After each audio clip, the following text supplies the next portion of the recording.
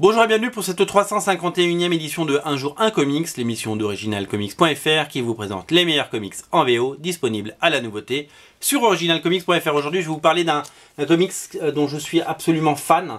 C'est tout simplement le crossover, et il y en a eu pas mal des crossovers avec Batman récemment, ils n'étaient pas tous très heureux, entre Batman et The Shadow, et donc il fait rencontrer les deux maisons d'édition que sont DC Comics et Dynamite, puisque Dynamite utilise le Shadow sous licence, et donc fait des comics depuis assez longtemps sur The Shadow.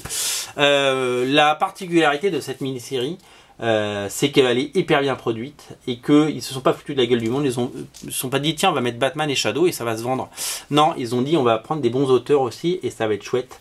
Et ça va être une très très bonne histoire, ça va être une vraie rencontre, ils se sont déjà rencontrés, mais ça va être une vraie belle rencontre. Alors cette série elle cartonne aux États-Unis, si bien que la suite est annoncée, ça va s'appeler The Shadow Batman et donc on en reparlera certainement très bientôt. Mais je sais pas si vous la lisez en français, en tout cas vu le niveau de vente, j'imagine que vous ne la lisez pas. Regardez, c'est Tim Sale qui fait cette couverture. J'imagine que vous ne la lisez pas ou qu'elle vous indiffère au tout au point.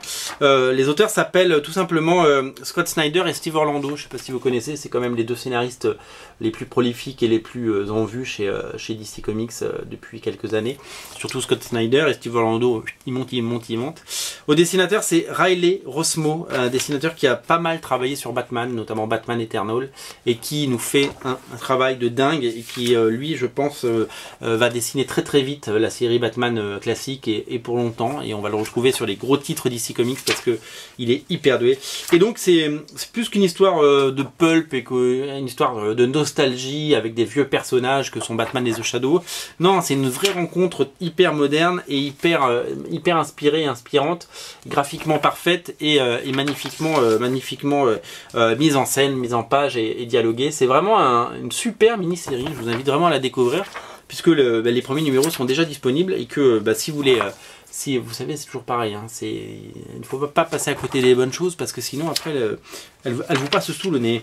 Voilà, en tout cas moi je prends un vrai plaisir à lire cette série qui pour moi, comme je vous l'avais dit, avait tout pour être un vulgaire crossover et qui est tout sauf un vulgaire crossover, qui est vraiment une excellente partie de plaisir. Voilà, donc je voulais vous en parler parce que c'est important. J'ai deux couvertures, le numéro 3 je crois est déjà sorti parce que j'ai du retard dans mes vidéos, je voulais vous montrer ça et on vous parlera du 3 très très vite. Faites-vous plaisir, tout ça est disponible. Le 1 il en reste beaucoup sur originalcomics.fr, allez-y, montrez-nous que vous aimez la VO, montrez-le. Salut.